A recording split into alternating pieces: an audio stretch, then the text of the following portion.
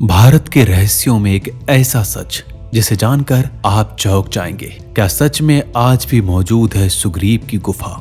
जय श्री राम दोस्तों, क्या आपने कभी ये सोचा है कि रामायण केवल एक कथा है या फिर हमारे इतिहास का एक सुनहरा अध्याय? हमारे भारत देश में रहस्य और चमत्कारों की कोई कमी नहीं है, लेकिन आज हम आपको एक ऐसी जगह के बारे में बताने जा रहे हैं जहां का हर पत्थर रामायण काल की गवाही देता है। जी हाँ, हम बात कर रहे हैं सुग्रीव की गुफा की, जो आज भी मौजूद है। ये वही गुफा है जहां सुग्रीव अपने बड़े भाई बाली से छिपकर रहा करते थे। शोधकर्ताओं ने जब इस गुफा की खोज की तो शुरुआत में उन्हें ये एक आम गुफा लगी, लेकिन जैसे ही वो अंदर गए उनकी आंखें फटी की फटी रह गई। जो कुछ उन्होंने वहां देखा, उन्होंने ये साबित कर दिया कि ये कोई साधारण गुफा नहीं थी। लेकिन रुकिए, सबसे चौंकाने वाली बात तो ये है, इस गुफा की जांच को अचानक सरकार ने बंद करवा दिया। आखिर ऐसा क्या था इस गुफा के अंदर? शोधकर्ताओं ने ऐसा क्या देखा जो उन्हें यकीन हो गया कि ये सुग्रीव की ही गुफा है?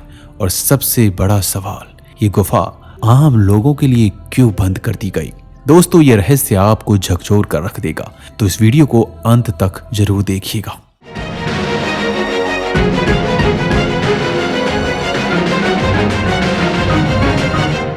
रामायण में जितने भी चरित्रों का उल्लेख है, उन सभी की भूमिका अपने आप में ही महत्वपूर्ण है।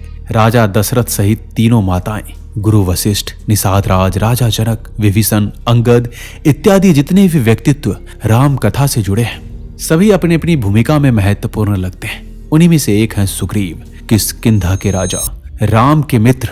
रावण द्वारा सीता हरण के बाद उनकी तलाश के दौरान ऋषिमुख पर्वत पर प्रभु राम की सुग्रीव से मुलाकात होती है। यहीं पर भगवान राम को सुग्रीव पर उनके भाई बाली द्वारा किए गए अत्याचारों का पता चलता है।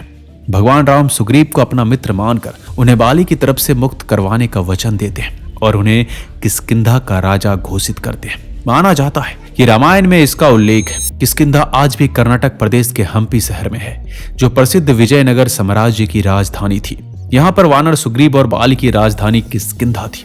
वैज्ञानिक उसके आसपास के क्षेत्र में आज भी रामायण की खोज करते हैं। खोज करते वक्त किसी को ये पता नहीं था कि ये जगह रामायण काल के विशेष चरित्र से जुड़ी है, जिसमें एक है सुग्रीव। यहाँ मौजूद गुफा विभिन्न प्रसंगों से जुड़े कई राज अपने अंदर समेटे हुई है। ऋषिमुख पर्वत पर रामायण काल के अवशेष भरे पड़े हैं, जिसमें से एक है यहाँ मौजूद सुग्रीव की गुफा। शोधकर्ताओं ने जब इस गुफा के अंदर प्रवेश किया तो उन्होंने देखा कि इस गुफा की बनावट और यहाँ मौजूद चिन्ह और कई ऐसे प्रमाण मौजूद हैं जो रामायण काल की गुफा से मिलते जुलते हैं। उन्होंने और शोध करने का निर्णय लिया और रामायण से मिलाकर देखा तो ये सिद्ध हो गया कि ये वही जगह है जहाँ भगवान राम आए थे और उन्होंने सुग्रीव से इसी गुफा में भेंट की थी।